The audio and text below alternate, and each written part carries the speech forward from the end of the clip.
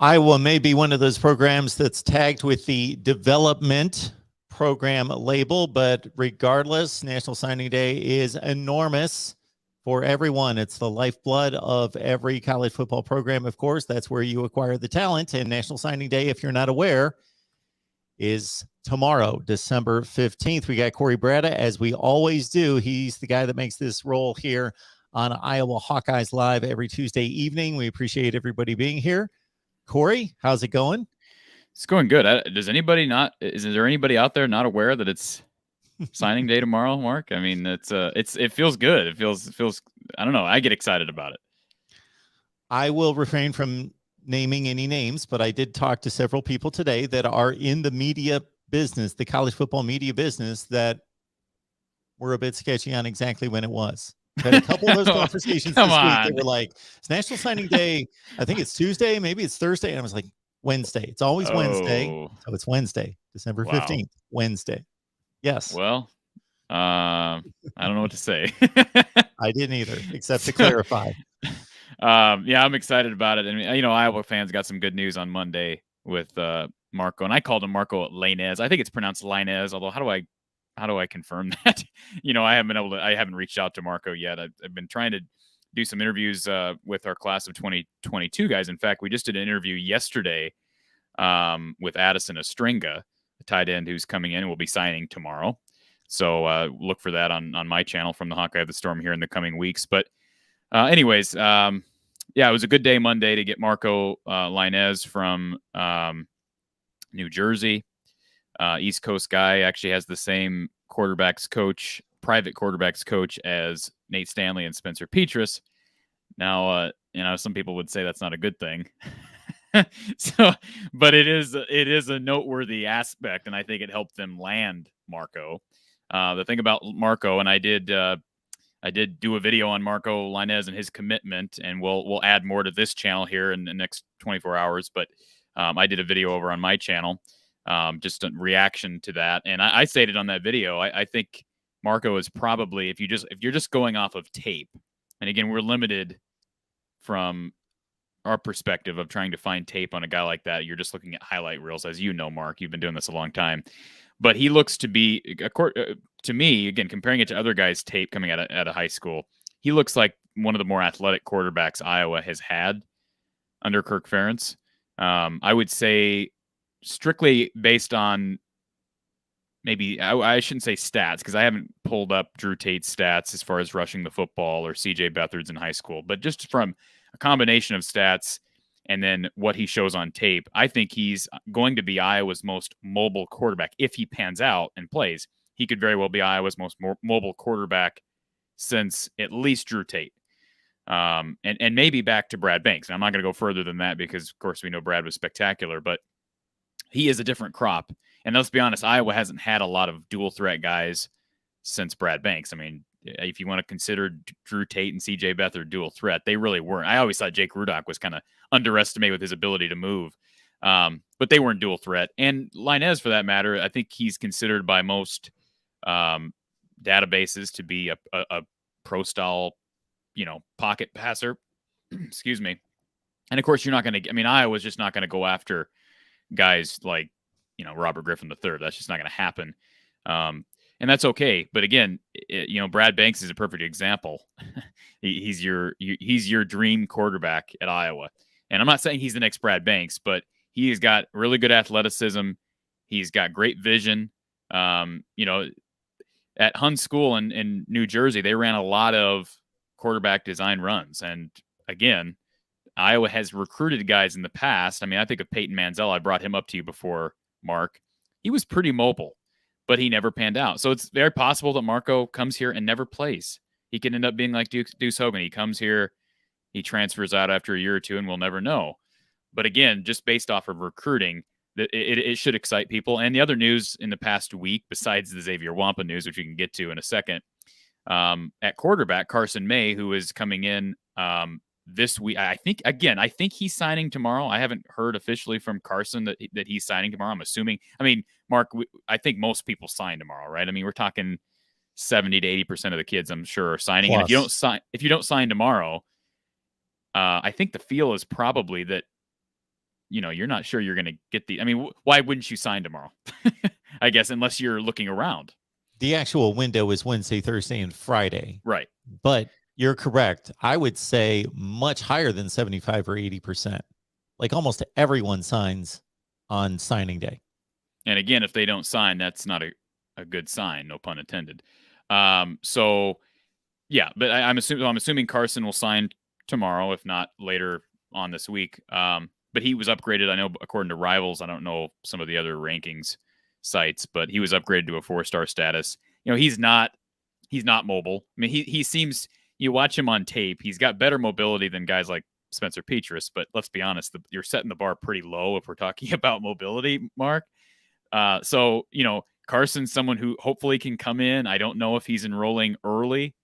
I try to trying to figure out when kids are signing and who's enrolling early and who's not. I'm going to leave that to the beat writers, but I know that he should be able to provide some immediate competition, at least in the quarterback room.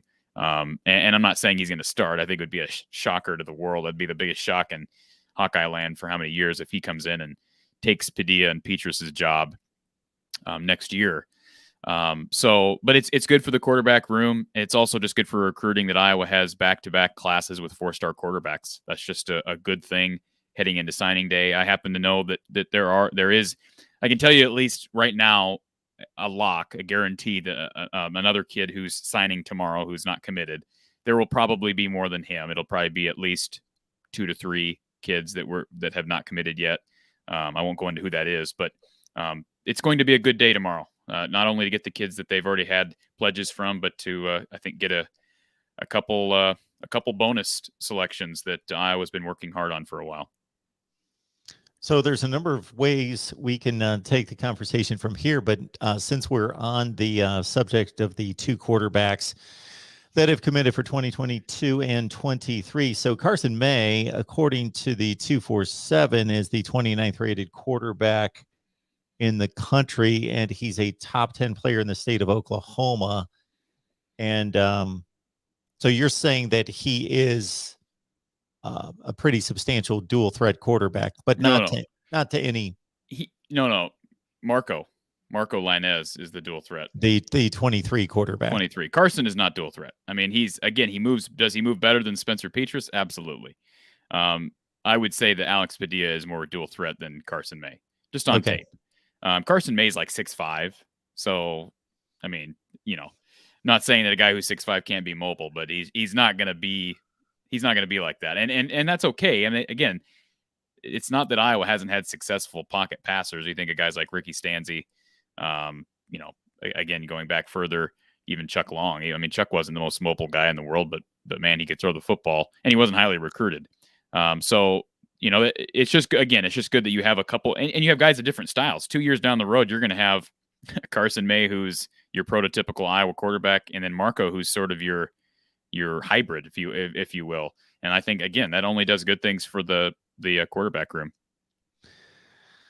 So in Marco's case, it's pretty impressive to be able to go out to the East Coast, bring somebody halfway across the country that's a top 10 player at their position, especially at the quarterback position, for a program that's done fairly well in producing quarterbacks, but it's not known for its quarterback haul. But it's been pretty consistent with all the names that you just listed over the course of the last 20 years.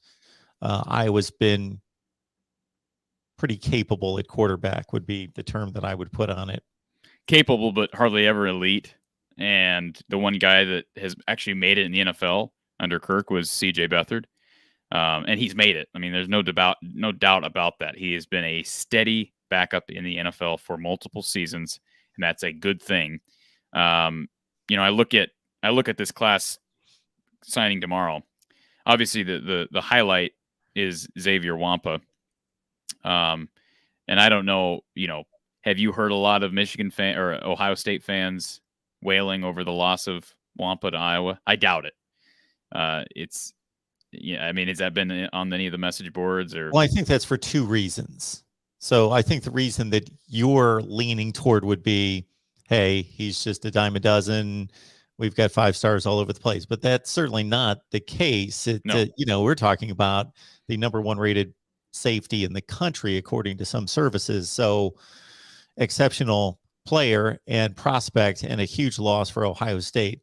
I just haven't heard much because, again, that loss is less sizable for Ohio State. It's still a huge loss, but less sizable than it would have been obviously for Iowa. Plus, at the same time, I don't think Ohio State fans were optimistic. Yeah, that's fair. Yeah.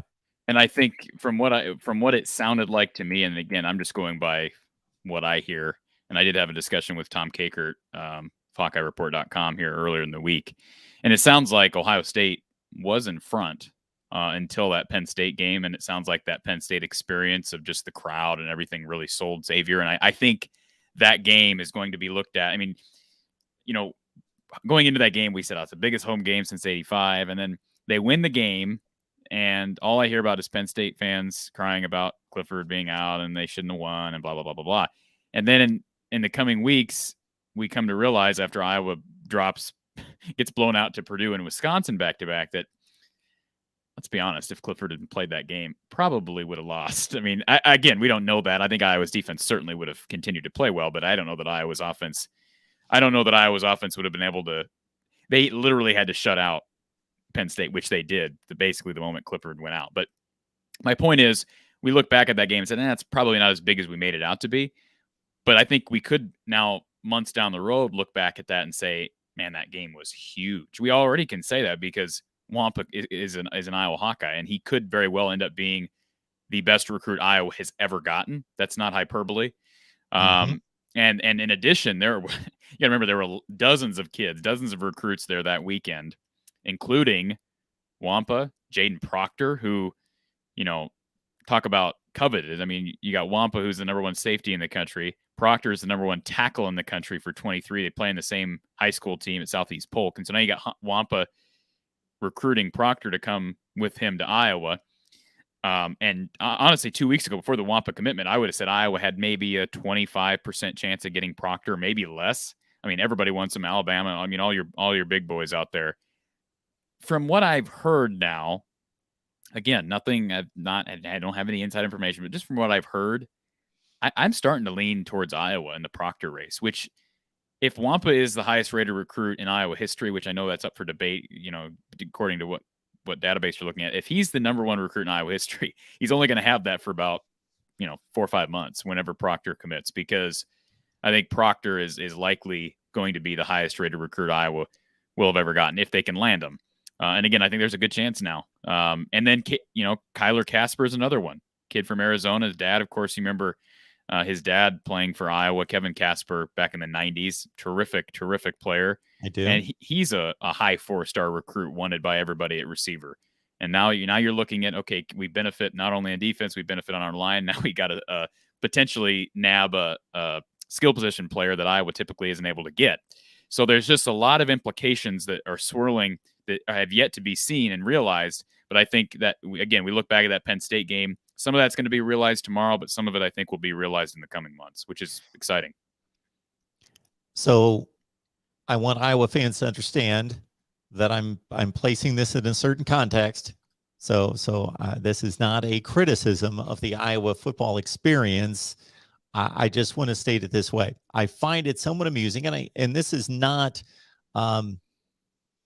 isolated to Xavier Wampa and the comments that he made about the game day experience at Iowa. We hear this all the time about that being an influence on a young man and the decision he makes. Totally understandable. If Iowa was in a recruiting battle with Illinois and Northwestern, and said player had compared the game day experience at Illinois and Northwestern to Iowa, I get it. It's not close. There you go. Iowa slam dunk winner in regards to number of fans, the rabid fan base, the experience at the stadium. And I've not experienced it myself, but it's just obvious the difference on television, of course. But when you're talking Ohio State, Notre Dame, and Iowa, they're different game day experiences. But in terms of magnitude, it could be argued they're all at the top of a college football game day experience. I will say this: people in the Big Ten, players in the Big Ten, and I'm sure I'm not saying all of them feel this way, but a lot of players in the Big Ten have commented that Kinnick might be the toughest place to play in the Big Ten. I'm not saying that's true. I think I don't doubt that. So I think the environment is something special. I'm not saying it's better than Notre Dame or Ohio State, but it is different. And here's the other thing, Mark. You got to remember someone like Casper, and that doesn't necessarily apply to Wampa or Proctor, but in a way it probably does. Casper, this is something Tom Caker brought up to me. I don't remember if we were on the air or not when he said this, but when he's going through that stadium, before the game, after the game, whatever, and everybody knows who he is, that's a different experience for Kyler Casper, as opposed to if he goes and visits Auburn or whoever else is recruiting him. It may be a great game day experience, but for the most part, he kind of just blends in with the rest of the recruits. But everybody knows Kyler's dad. Everybody knows Kyler now. So I think that is a selling point. And let's be honest, that goes further than just atmosphere. That goes into just the roots that you have. If you're Iowa with someone who thankfully his dad played here. So, that's something that I've said for a long time. You've got to land the kids who have family roots at Iowa. And so that will help as well. But the Penn State game, Don Patterson even made this comment after the game that he thinks that might be the loudest he's ever heard it. And he was at that 85 Michigan-Iowa game. And so that does say something. That was a special weekend, regardless of, okay, the offense wasn't great. They won by default if Penn State fans want to say that. Regardless, it was a special atmosphere, and those things do pay off. And one other thing I want to bring up here before we move on, Mark, while I'm thinking of it, and I brought this up on one of our recent shows. Of course, Kirk Ferentz, according to reports, the night before the Big Ten championship game, made a comment to his team that he would be returning in 22 and beyond. And I'm by no means questioning if that's going to be the case. He's definitely back in 22.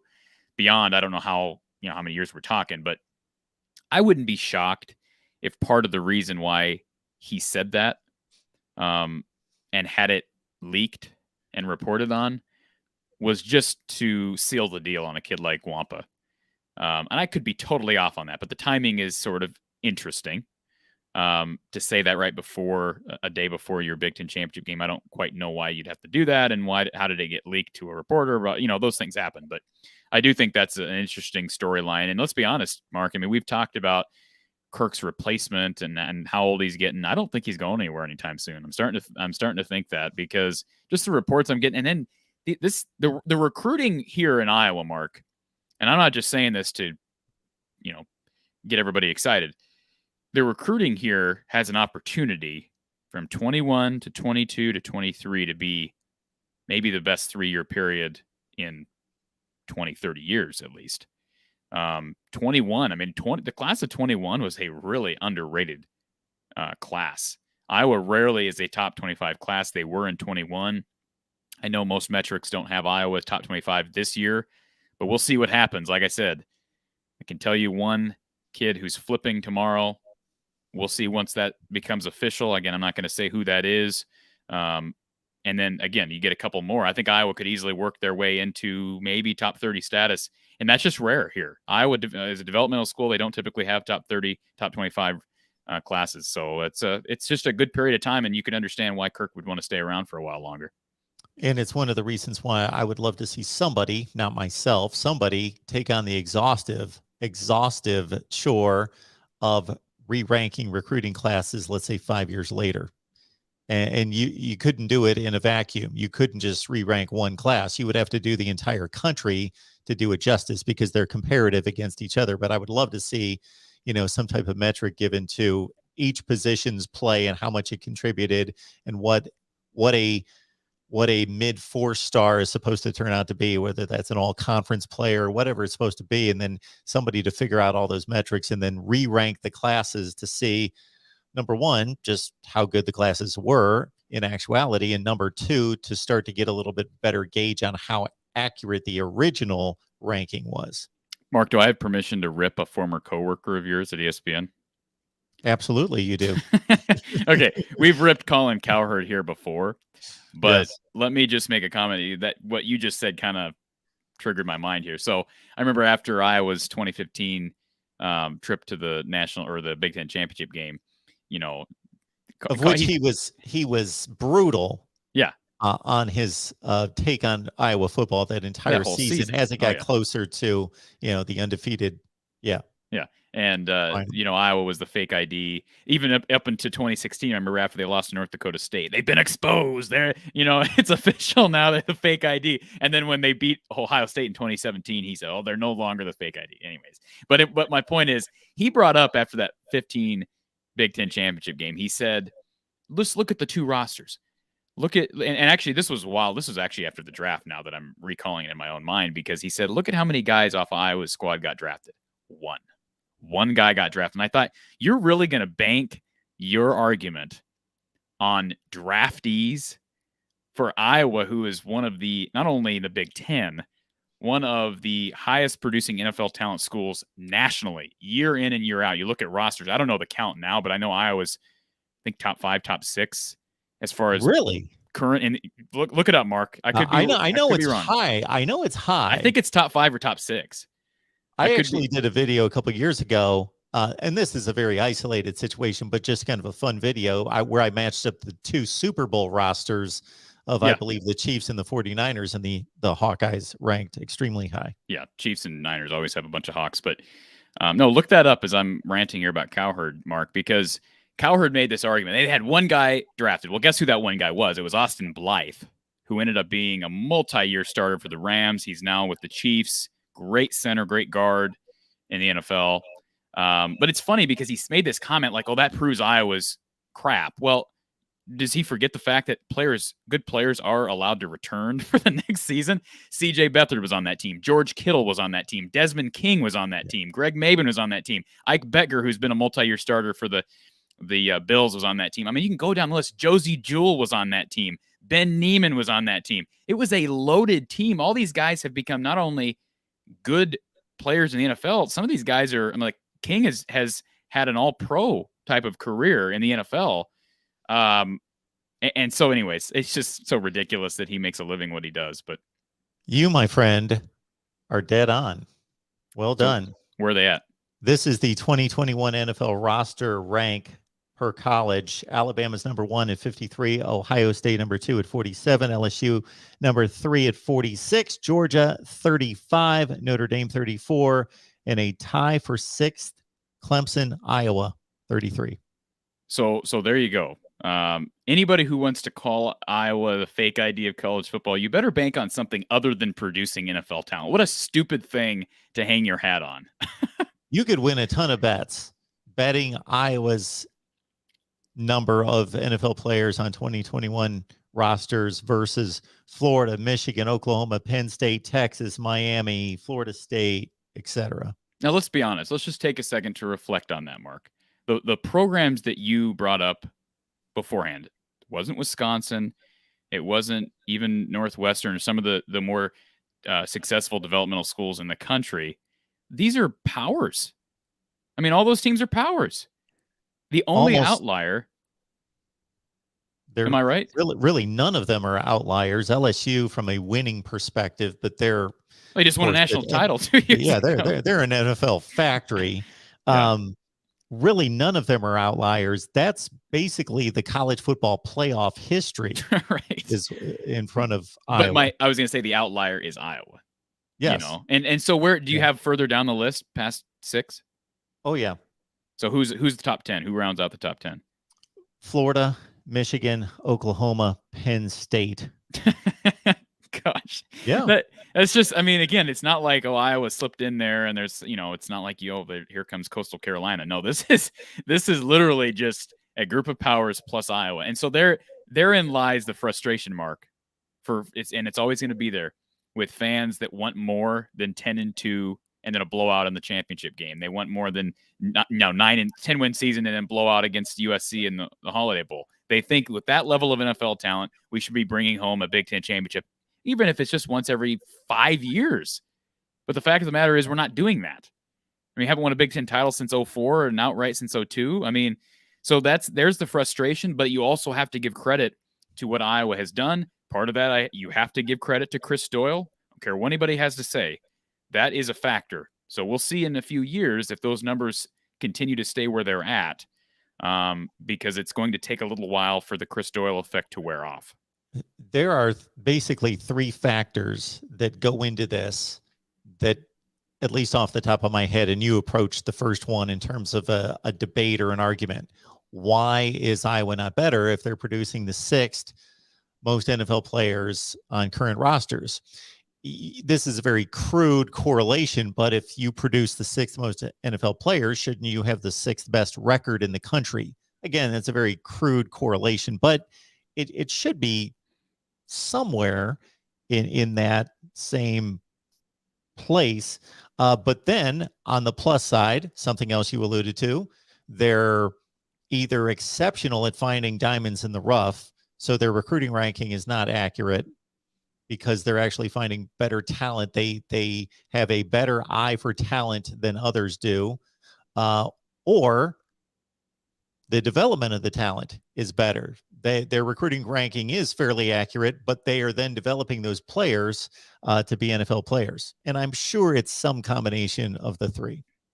And Hair Trigger 83 called me out for this. Yeah, you're right. There was no outright title in 02. I guess I convinced myself that somehow Ohio State lost a game. That was an undefeated season. It was an undefeated Big Ten season. So that's, and of course there was no championship game back then, so we'll never know. But you're right, 85. So, but I think it's a combination of what you just said, Mark. It's a combination of, I think Iowa's underrated on the recruiting trail. I think Iowa, as far as the X's and O's, you look at a guy like Phil Parker, you look at a guy like Norm Parker. I think Seth Wallace has slowly emerged, although he's had some narrative issues, especially with the some of the claims last year involving him and Chris Doyle and Brian Ferentz. But he's I think if he's not already, he's going to be in the running for some pretty high profile coordinator jobs here, I think, soon. That's something that I know Tom Kakert brought up on our show this week. But they've just got a lot of underrated guys that are underrated at what they do. And so again, we come back to, where does this team fall short? And once again, we're back to the offense. And so you can recruit all you want. Like Keegan Johnson, I think, is a terrific recruit. Arlen Bruce, really good recruit. And I'm talking skill position players. I think they've got a crop of really good running backs going back to signing day tomorrow. I know Caleb Johnson is signing tomorrow. I'm assuming Jazian Patterson from Florida is signing tomorrow. Those are two, in my mind, 4-star running backs. I know Caleb Johnson was elevated to 4-star status, I think, by a couple different metrics last week. Jazian Patterson actually lost a star on Rivals, but my understanding is that his team down at Deerfield Beach really had a rough year, and it's just kind of disjointed, and that hurt him. But I guess my point is they've got an opportunity to have a really, and then you possibly add in Kyler Casper, they have an opportunity to have some really good skill position players and a solid tight end room, because Laporta is coming back. That's something that if anybody was questioning that, Sam Laporta is coming back next year. And I'm saying that's per Tom Kakert. He said it on the air. He's very outright about that. He is coming back next year. And that's a good development, because I think Sam Laporta would be drafted if he declared right now. He's a really good tight end. And it doesn't take much to be drafted when you're an Iowa tight end. So he'll be back. They're going to have a good crop of talent. Quarterback is a question, especially next year. Maybe you give Carson May a year and Joey Labus another year. Who knows if Padilla or Petrus transfer? And I'm not saying that Petrus or Padilla can't improve, but Mark, if you look at the numbers and you look at the history of quarterbacking under Kirk Ferentz, Iowa quarterbacks don't typically improve all that much as they go. They just don't. It's just is what it is. You look back at 2009, Stanzi throws more picks than touchdowns, but they go 11-2 and win the Orange Bowl. And then in 2000 or whatever it was, 10, he flips those numbers and they kind of sucked. It was like what, an 8-5 season, or was it? I don't even remember. I think it was 8 and maybe it was 8-5. Yeah. So the quarterbacks just don't improve here. So I'm skeptical.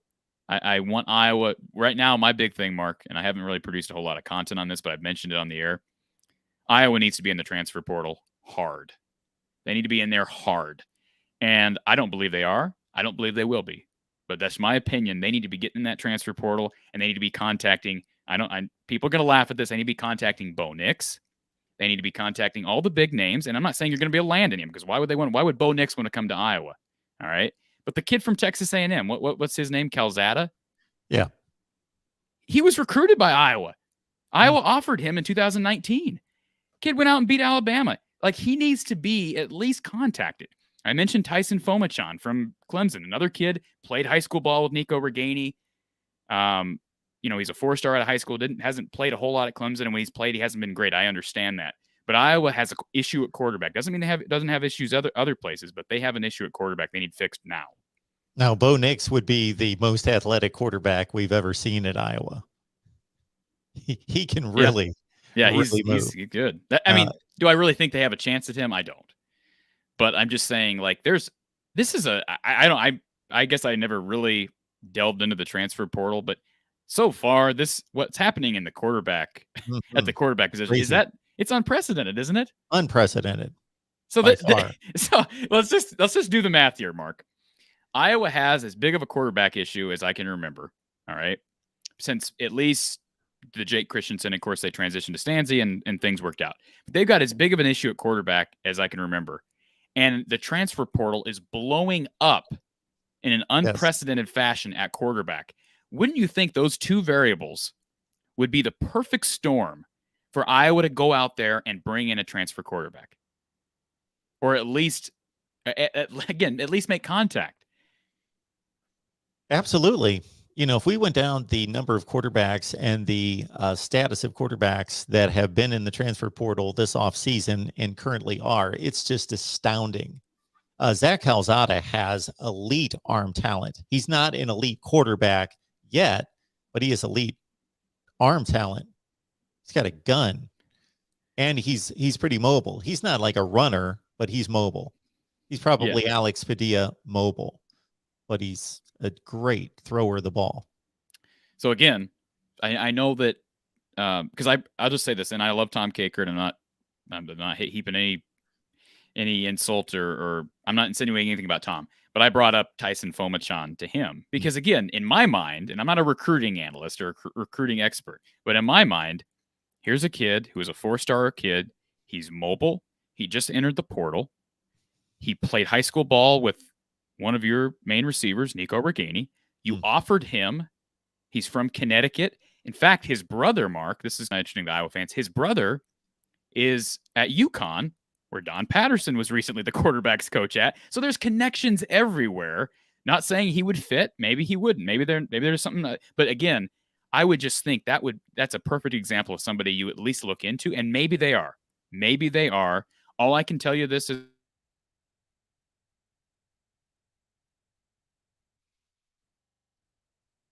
hopefully we still have Corey with us, and he'll realize that he just locked up, and he'll just probably just have to re-enter the link. We appreciate everybody being here at the Voice of College Football, Iowa Hawkeyes, and this is our live show that we do with Corey each and every Tuesday at 4:30 Central Time.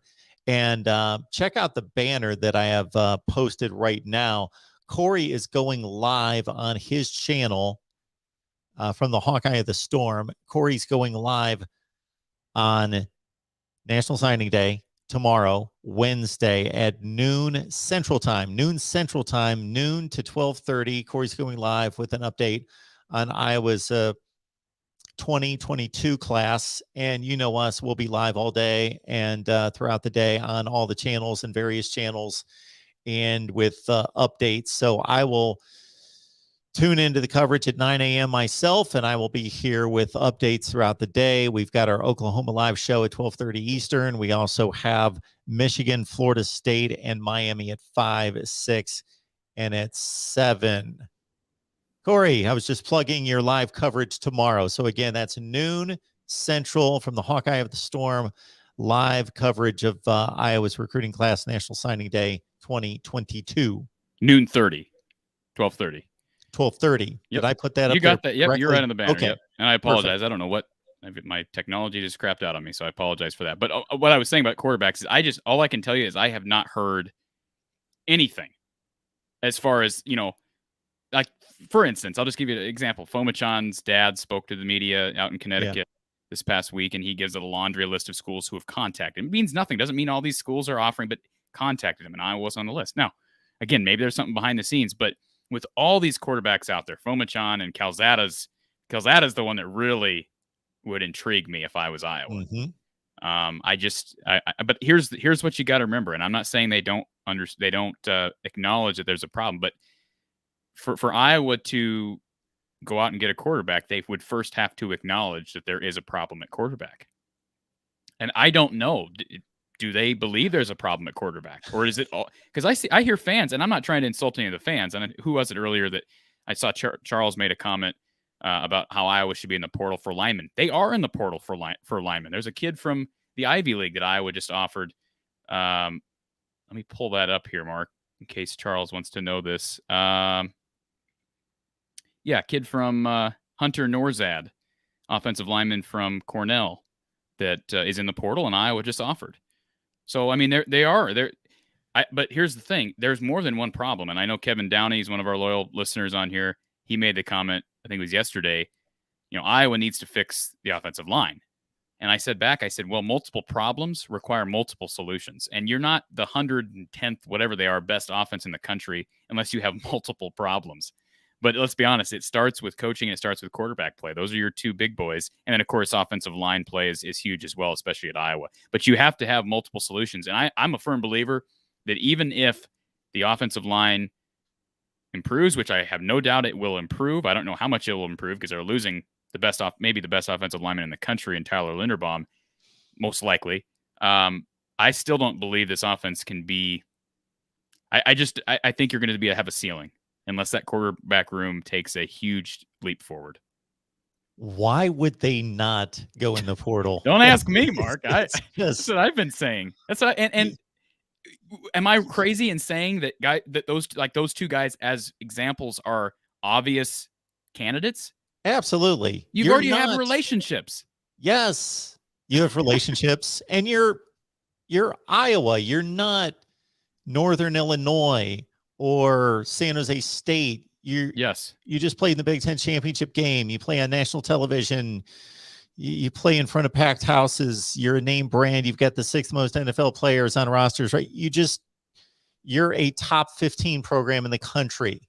You should be able to just call anybody up and at least have a conversation. Mark, I'd be throwing everything at Adrian Martinez if I thought I had a shot.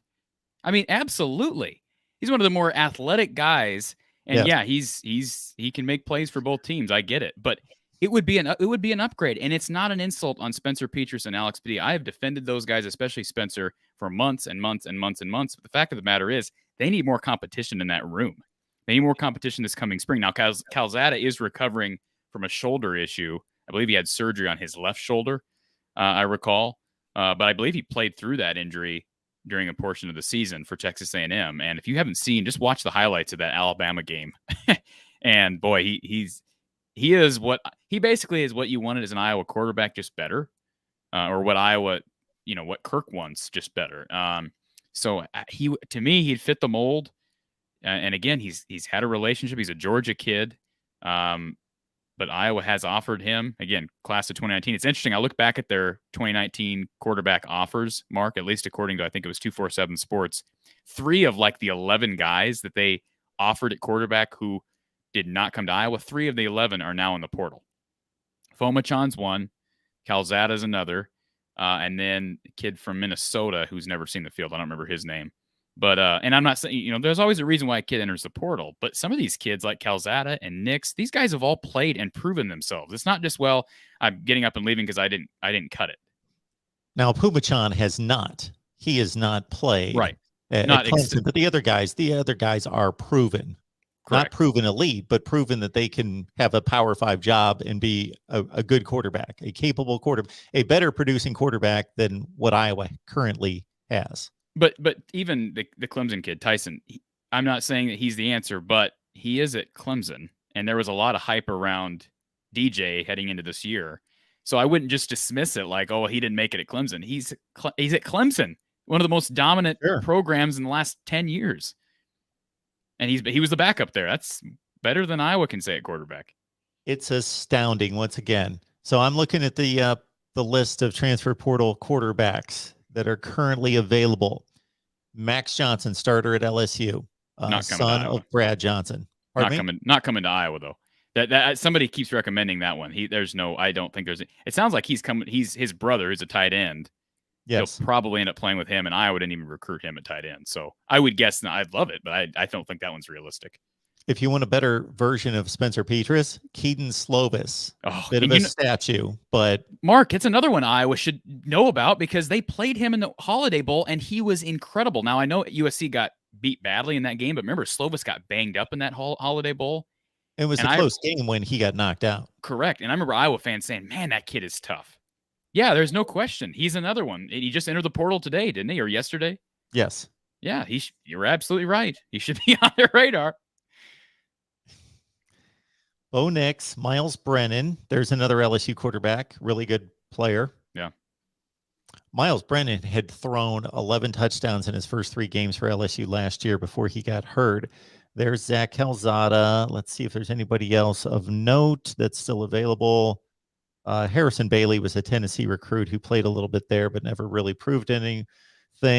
There again is Adrian Martinez, which I'm a bit curious that Adrian Martinez was linked to Kansas State and Cal, and this has probably been 10 days ago. Now, there's no huge hurry, especially since, from what I am understanding, he may not play this next season. I haven't heard that. He may take a year off. Okay. Well, my understanding is that his girlfriend plays collegiate sports at Kansas State, and that, I'm not implying there's any chance that Iowa could ever get him. Here's another one, Michael Penix. Yes. Well, he's gone. Where did he commit today? He committed to Washington. Okay. Yeah, so, Zach Annexstad's out there. I'm not saying obviously he lost his job at Minnesota. I'm just giving you guys an idea. Yeah. We've hit. I think we've gone through the highest rated guys that definitely, well, not definitely, would most likely win the starting job at Iowa. I don't think there's much question. The guys that we named off the top. Absolutely. Now we're getting to a layer with Annexstad, Jack Plumber, Purdue. He's in the yes, he is. He had won the job from Aiden O'Connell a number of times. Those two have been battling it out for like 2.5 years back and he's forth. Mobile. He is mobile. I mean, he was their primary runner. So Chuba Purdy, Florida State. He again is not a proven guy, and then that's pretty much. But there's more coming. There's more coming. I mean, the waterfall has the floodgates have bursted on this, and we're early. I mean, it's December 14th. I mean, I think guys are going to transfer. I mean, it's going to be a busy offseason. Yeah, they are. And the other time that we see a big flood of transfers is right after spring practice, when guys can kind of size up where they stand, and if they're not satisfied. And the reason why I've been speaking this now, not that the coaches care what I have to say, but what I am frustrated with is, again, I haven't heard that Iowa's even looked into the portal for a quarterback, but I seriously doubt, as much as I doubt that Iowa's going to look into the portal and find one now, I seriously doubt that Iowa would go out and get a quarterback after spring ball and make him the starter. It's just, I can't imagine Kirk going with a quarterback who's never participated in a spring practice. I mean, I doubt, I don't think that's ever happened. I'd have to look back. I'm almost positive that's never happened. So, and again, I see John's comment here about Carson May. Assuming I don't know if if he's enrolling early. Boy, I would think that if he could, Iowa coaches would be pushing that because they need all the competition at quarterback they can get. And again, I keep hearing great things about Joey Labus, that he really, possibly that had something to do with Deuce Hogan deciding to transfer out.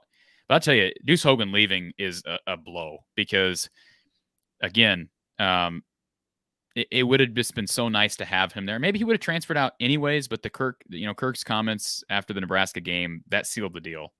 And it's frustrating. It's disappointing. I wish Deuce Hogan nothing but the best, but they need, if it's not Deuce in there, which likely will not be since he's in the portal, it's you hope that Carson May can be there. Other than that, you've got 3 scholarship quarterbacks in at least through spring. You have Labus and Padilla and Petras.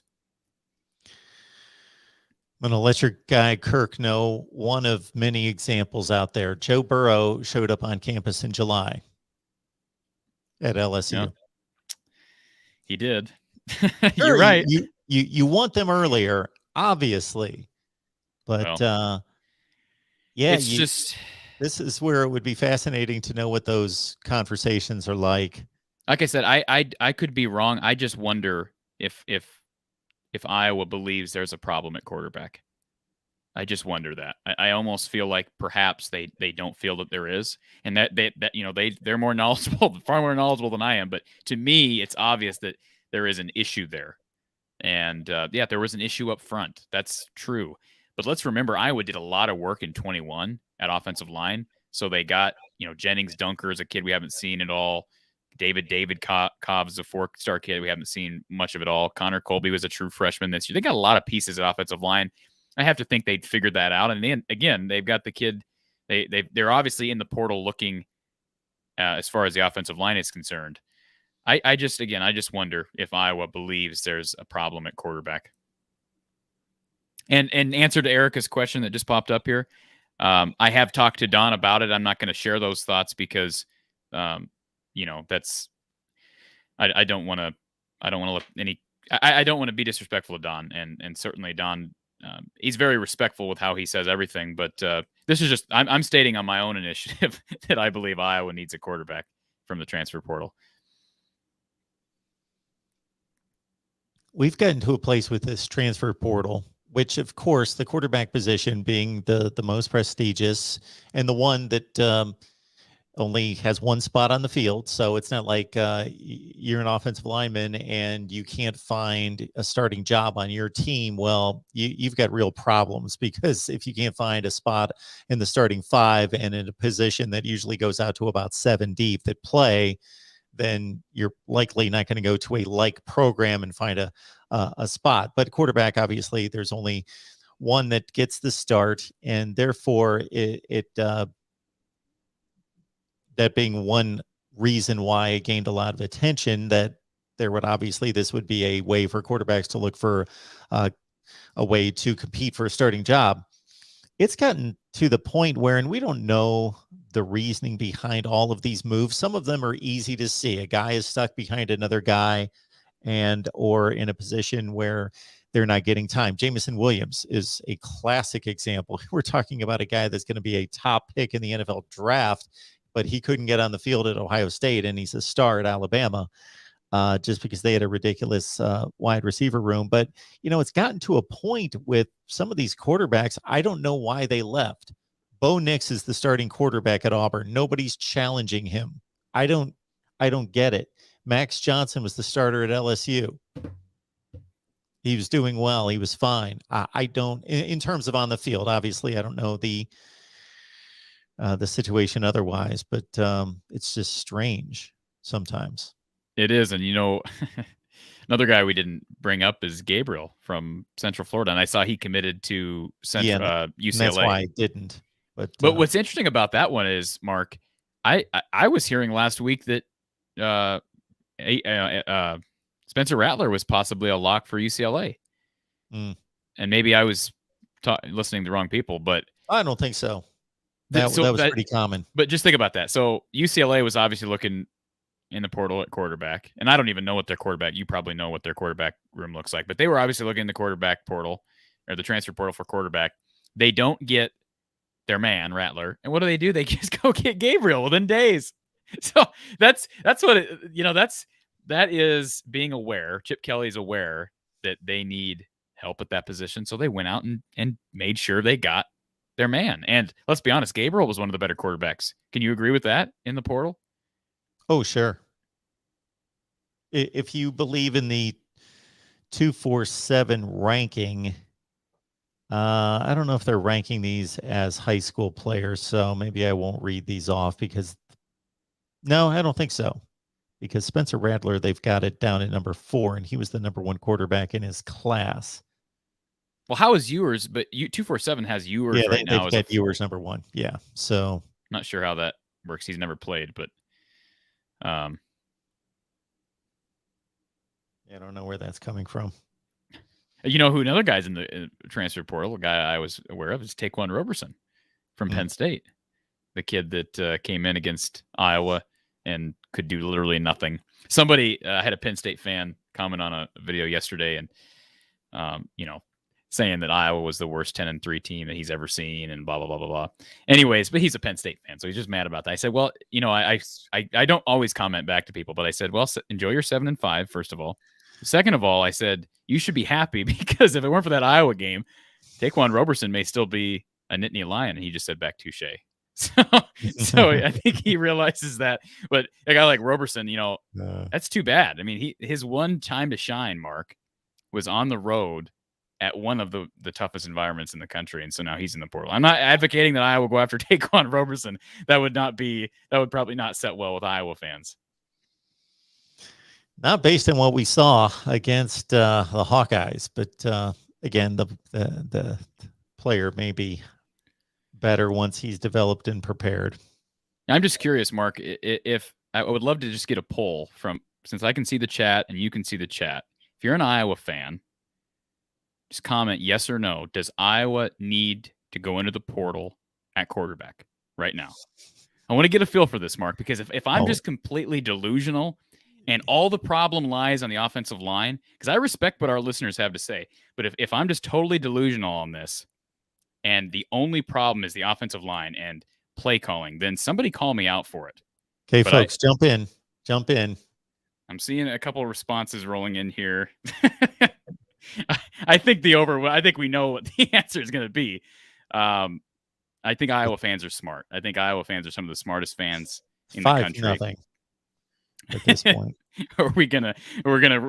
Okay, DR says no. So DR, I'd love to know DR's reasoning. I respect his opinion, but I'd like to know DR's reasoning as to why Iowa doesn't need a QB from the portal. Maybe he just has. I've heard some people say that Carson May is going to come in here and win the job, and maybe that'll happen. I could be wrong on that, but I just don't see it. Do you see that happening, Mark? You know Iowa football. Is Carson May fresh out of Oklahoma? Is he going to come in here and supersede? I mean, I hope it happens if he's deserving, but it's just not a Kirk Ferentz thing to do. So if he's that good, that would be a great thing. What is the issue with bringing in an experienced quarterback? Because Carson May is not going to expect to win the job. So you're not going to lose him by not playing him his first season. Exactly. Yeah. And that's exactly my point. There is no harm, especially if you get like a grad transfer. I don't know how many grad transfer quarterbacks there are out there. I mean, I guess Martinez is technically a grad transfer. I'd have to look at that list. Calzada's not, I don't think, because he was class of 2019. Yeah. So, but my point is, you bring a kid like that in, I don't think that prompts maybe that prompts Petrus or Padilla to transfer, especially Petrus, since his time is running out. I could see that. But again, we're trying to win next year. And Mark, we went through the schedule last week on this show. Iowa it's just not happening. It's not happening next year unless there's some serious changes, because the schedule is a load.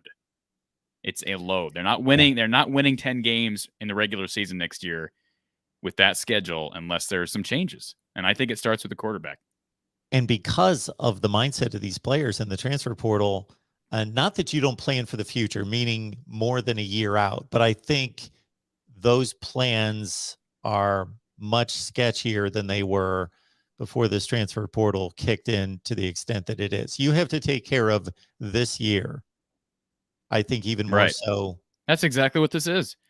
I mean, like, again, Marco Lainez, the kid that committed yesterday, 4-star out of New Jersey. It's a great pickup, but he's 2023. He does nothing for the quarterback room this coming season, and probably doesn't do anything for 23. I mean, if it's just very rare that a true freshman, I don't to look back, I don't think a true freshman has ever started at Iowa at quarterback. Now, I want to give credence to a couple of these users. Username invalid. He says no. DR says the offense will still be Ferentz's offense. I've heard that argument, and I agree with you that you're going to be limited. There's still a bit of a ceiling. I just think the quarterback needs an elevation as far as competition, quarterback play in general on game day. And although the Ferentz offense will always be the Ferentz offense, and I'm a believer in that, the ceiling does raise a little bit. And I don't know how much. I shouldn't say a little bit. It will raise with a better quarterback. We saw this. I mean, look at C.J. Beathard in 2015. We've talked about that ad nauseum. Do we think it's a coincidence? And you can say, well, it's a defense, special teams. Do we really think it's a coincidence that Iowa's only NFL quarterback under Kirk Ferentz, a guy who's actually made it in the league, that happened to be the same year that Iowa went undefeated? Do we really think that's a coincidence? Because I do not. He was a difference maker just enough to be able to, again, they had a softer schedule that year. I get it. But that is the difference between a typical year where maybe you go 8-4 or a year where you go 10-2. I think it can make that big of a difference at quarterback. If Spencer Petras is one of the 40 or 50 best starting quarterbacks in the country, I'm taking a rough estimate at it, and you can upgrade to a top 15 or 20 quarterback, even if you're running the same plays, there are going to be, I would guess, in a typical Iowa game plan, in a close game of 22, 23 throws, that better quarterback's going to make 3 or 4 better throws, more accurate throws, i.e., or better decisions. That could mean, especially with the games that Iowa plays within a score, could be huge, even with the dysfunctional offense and questionable play calling. Yeah, you're right. And well, the other thing I was going to bring up too, Mark, is I see Max made a comment about the 2015 season as well. The offense everywhere else was comparable if you're comparing 15 and 21. Valid, absolutely valid point. And let's remember they did win a lot of games this year. But I will say this: let's just compare wide receiver room 15-21. Okay, so 15 you had Tavon Smith, very good wide receiver, but not an NFL guy. Good wide receiver. You had Matt Vandenberg, good wide receiver, not an NFL guy. Jacob Hillier. You may say, who? Yeah, Jacob Hillier was a starter all year, and he was a good blocking wide receiver. But that was the room, and there wasn't much behind it. I think Riley McCarron was on in that wide receiver room as well. But that was a really thin wide receiver room, and it got worse. In 16, it got worse, and it wasn't until 17 when Kelton Copeland came in here and was able to really get his crop of wide receivers. We're talking Amir Smith-Marset, Brandon Smith, Tyrone Tracy, Nico Regani in the coming year and whatnot. So the wide receiver room went through a transformation, and I'd be willing to go out and limb. And they did have some problems with drops at times this year, Mark. But the wide receiver room this year, I mean, it's not even close to as porous as the room was in 15. And again, it's not because of Smith, Vandenberg, those guys I just named. Those guys held their own. But the wide receiver room this year was good with Keegan Johnson, Bruce. I know Tracy didn't have the year he wanted, but Regani, Charlie Jones is one of the more underrated guys, not only for his special teams ability, but his deep play, his big play threat. So I just, again, I know you don't like to play that game. We don't like to play the game of, well, if you had CJ on this team, if you had CJ on the team this year with this special teams unit and this defense, I don't know. I mean, 10-2 is great, but I don't know. Who knows what would have happened? Because I think certainly the Purdue and Wisconsin games, I know that the scores were lopsided, but you just never know where the defense did the job in every game this year. Even the 42-3 Michigan game, that score does not tell the story of the game. The defense, I know they gave up 2 big plays early, but they played their tails off, and so did special teams. They do it every week. I've told Corey this, and he's going to have to take on most of the burden of this, but I'll try to hold up my end of the bargain and do some research myself. But the offense being what it is, and us having a long off season, we'll talk about it every show. Pretty much, it's going to come up every show. We're going to be talking offense at some point because of your comments, questions, and just the course of the conversation. But we will do a deep dive on this offense a number of weeks where we will just delve into positional groups, metrics, all of it. So you're telling me we get to talk about the quarterback at some point? More than we've talked about it this morning. And Mark, do you mind if I throw up this comment from DR? Because I do want to address this question. He says, what are your thoughts on QB coach? I did say earlier in the year that I didn't want to comment on staffing issues until the season was completely over after the bowl game. But I will say this and answer your question, DR. I'll just say this. Ken O'Keefe is the highest paid quarterbacks coach in the country. He's the highest paid. Listen, I'm not making this stuff up, Mark. He is the highest paid quarterbacks coach in the country. And again, it's not, you gather your own conclusions from that fact. Okay. So again, and I'm talking about guys, a lot of offensive coordinators coach quarterbacks as well. Not talking about that. I'm saying he just is a straight up quarterbacks coach. He is the highest paid quarterbacks coach in the country. So I'm sure he would say he needs to do better. I'm not saying he needs to do those discussions after the season, but I would hope that Ken O'Keefe would say, I have to do better. And here's the other thing, it's sort of odd to me. And I know this is, and maybe you have a gauge of this at Ohio State, Mark, but it is sort of odd to me that you have the highest paid quarterbacks coach in the country. And yet your starter, Spencer Petras, your previous starter, Nate Stanley, and your 2023 recruit, Marco Lainez, all have the same private quarterbacks coach out on the East Coast. Is that odd to you?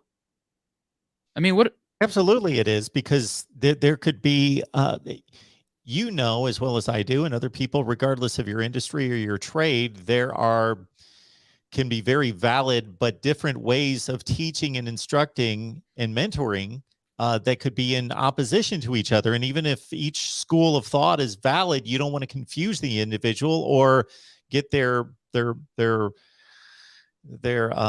technique screwed up by trying different things and again that are not meshing together. Yeah, and again, I go back to you would, I guess, again, maybe you're going to say this is simplifying it way too much, but I would look at this and I'd say, okay, Iowa is the number one as far as who pays their quarterbacks coach the most, the number one paying quarterbacks coach in the country. Shouldn't that reflect somewhat in quarterback play at some point, Mark? I mean, I would think there'd be a correlation there. Like, our guy's getting paid this much because he's doing a heck of a job with quarterbacks. I mean, he is maybe not put him in the league, but this guy is producing quarterbacks that are great. And you be the judge of that. Are they doing that? That's you can judge that as a fan. If you believe that Iowa is developing its quarterbacks to a supreme degree, and I did see Charles. Was it Charles here, or somebody said? Trying to find the comment, but somebody commented that Ken O'Keefe doesn't have much to work with. So I'm assuming that's kind of a dig on Petras and Padilla. Well, let's also remember, there you go. Thank you, Mark. You're on it. That was quick.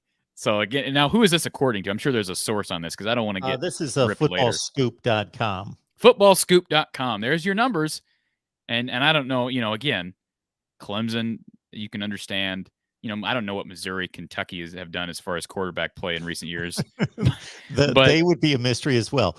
Kentucky more so than Missouri. Drew Lock had a big career there recently, but some of those other ones would be highly questionable as well.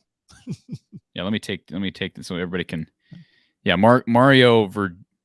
Okay. Yeah, I mean, I understand. Yeah. I understand. Like, there's not maybe there shouldn't be a direct correlation between the numbers that we're showing right now and quarterback production, but I would just think, and let's be honest, absolutely, Ken O'Keefe is the only guy making over $600,000 a year on this list.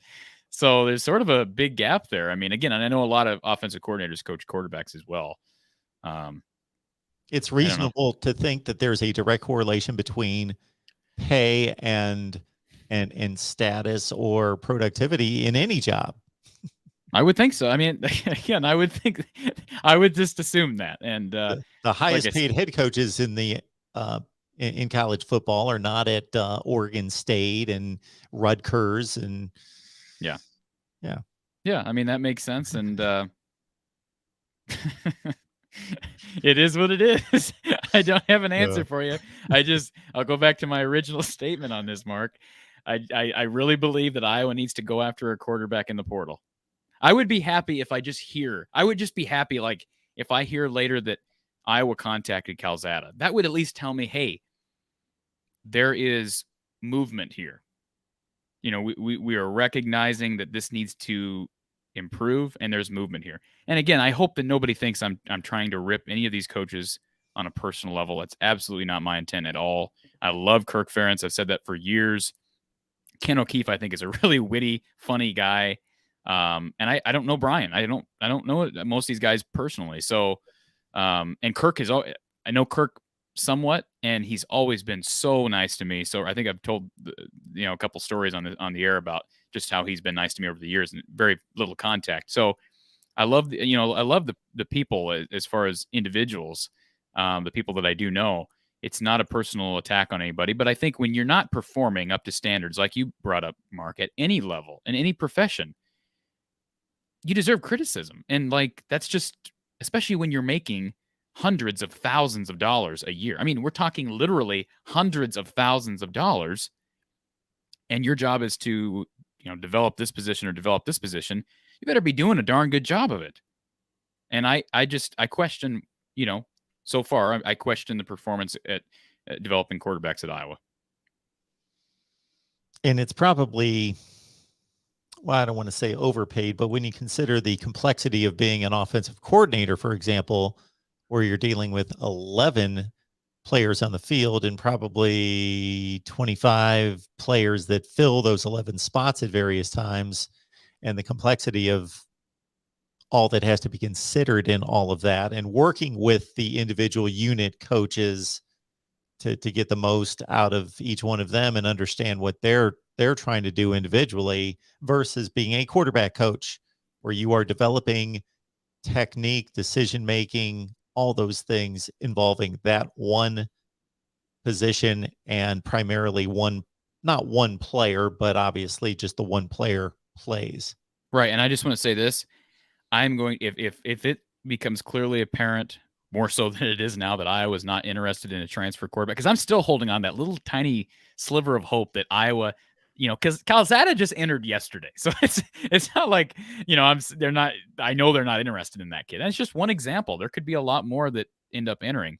But if for some reason we come to the conclusion that Iowa is just not going after a transfer quarterback, they're banking on Labus, May, Padilla, and Petrus, then I am going to root like crazy, because at heart, I am a fan. I'm an Iowa fan. I'm going to root like crazy, like I hope everybody on this program that's watching right now does. Root like crazy for the guys on the roster. If it's Petrus who gets named the starting quarterback, I'm hoping that he makes a big jump and he plays his tail off. I think Padilla is the best option right now. If you were to ask me who would I start against Kentucky in the Citrus Bowl, it would be Alex Padilla. I think he's got the most upside. I don't see why you wouldn't start him.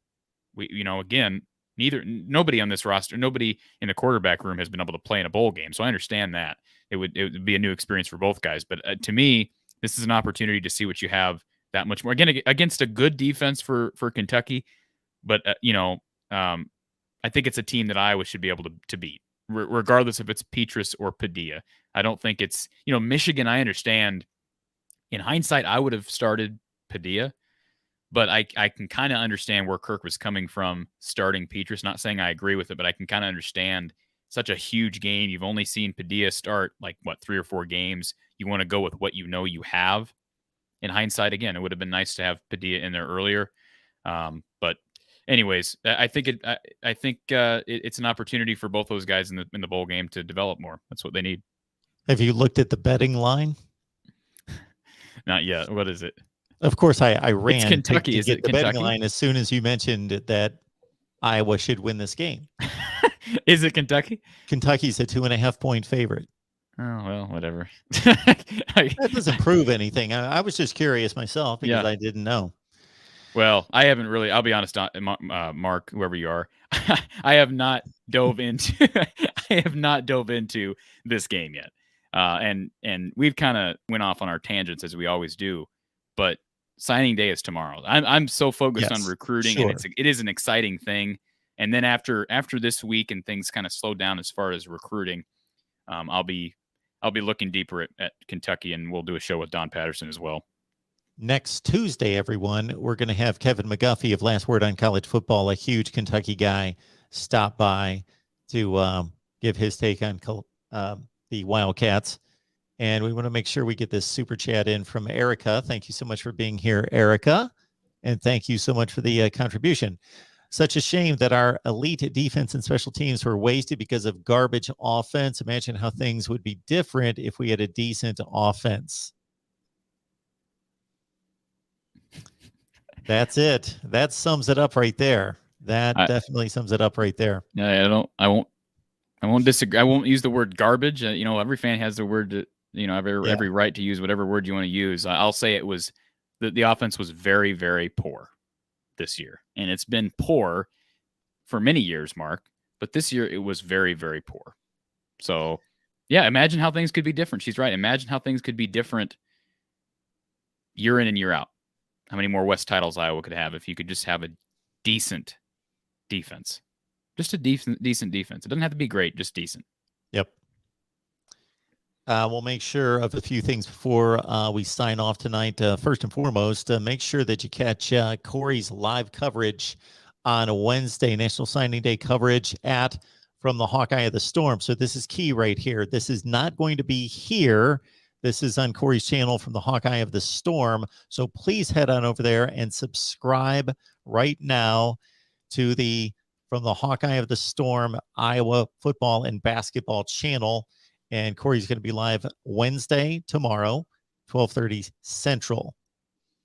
And also keep in mind, I've got Nebraska coming up in just a few minutes on our Nebraska channel at 7 Eastern, 6 Central with Greg Peterson from Husker Online, talking Nebraska football with no football to talk about until next September for the Huskers again for a 5th or 6th consecutive time. Hey, be sure to ask Greg Peterson. Just ask him about Adrian Martinez, because I'd like to know if he's heard of any other schools other than Kansas State and who was the other one that you said, Cal? Yeah. I just maybe ask him, because I'm curious. Maybe I'll get some Iowa fans that'll want to stick around for the Nebraska show, because I am curious. Like I said, I don't think there's anything as far as Iowa is concerned, but I'm curious because I would have guessed he'd have committed by now from what we heard a week or two ago. And I assume this from time to time, but I shouldn't, that many of you don't understand that we've got a main channel here at the Voice of College Football and try to keep most of the national conversation and topics there for the most part, although you will certainly find team-centric coverage there as well. But we've got roughly 25 team channels, Iowa, of course, included, but Ohio State, Michigan, Nebraska, Wisconsin, Penn State in the Big Ten. So please check out if you're a fan of those teams or others, or just want to help us grow the network and enjoy what we do here at the Voice of College Football, that we've got a USC channel in particular that could use some subscribers to get us to that 1,000 mark. There you go. And Mark, one thing I forgot, I don't want to go this entire show with not at least bringing this up. We didn't even talk about Tyler Goodson declaring for the NFL draft. And I know we did produce some content on this channel here a couple days ago on that, but that was pretty surprising to me. I'm not surprised that he's leaving, but to leave before the bowl game, maybe he's dealing with an injury. I know Tom Kagert brought that up. Maybe he's got an injury that we're not aware of. But I don't think that was expected. And it's disappointing because I think he could use another year. I hope he gets drafted. It would help Iowa. I just wonder if he will. And I think he could use an extra year. And so that's disappointing. And disappointing that he won't be there for the bowl game. All right, folks. We appreciate you. And thank you so much for your contributions in any such way. Please like the video, share these videos out on social media. Just tell people that we're here talking Iowa football each and every day. Corey drives this channel. And again, you need to check him out on From the Hawkeye of the Storm. And please subscribe over there as well for unique content there. Not just football, but also Iowa basketball. 12:30 Central, signing day coverage with Corey on From the Hawkeye of the Storm. All right, Corey, have a good National Signing Day. Be a busy day. We'll enjoy it, and you as well. Excellent. Thank you, everyone. We will see you soon. Check us out on the Nebraska show coming up here in just a few minutes.